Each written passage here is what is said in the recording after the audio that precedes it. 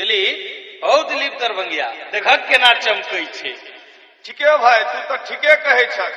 हमरा देख के मन केना दिन करऽ लागैए। देखी मुटका के केना बजै छै। आय रे तोरा घर में माय बहन नहीं छो की? दरभंगिया एकरा कने जवाब दह। अच्छा दै छियै।